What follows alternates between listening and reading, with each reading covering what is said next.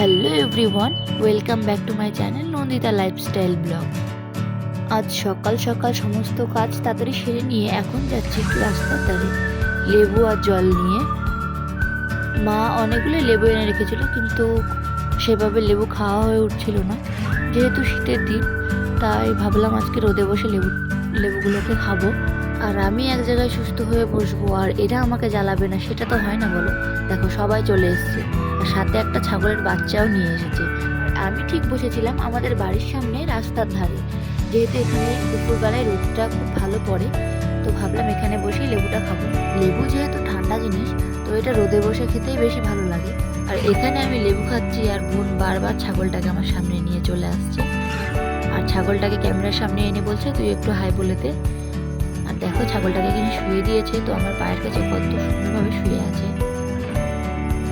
তো দেখো এখানে লেবুর গন্ধে গন্ধে দুটো ছোচা চলে এসেছে, দিয়ে বলছে আমাকেও লেবু দিয়ে খাবো। আমরা যেখানে বসেছিলাম তার পেছনে দেখো কত বড় একটা কলার গাছ। আজকের ভিডিওটা এই পর্যন্ত শেষ করছি, দেখা হচ্ছে অন্য কোনো ভিডিওতে।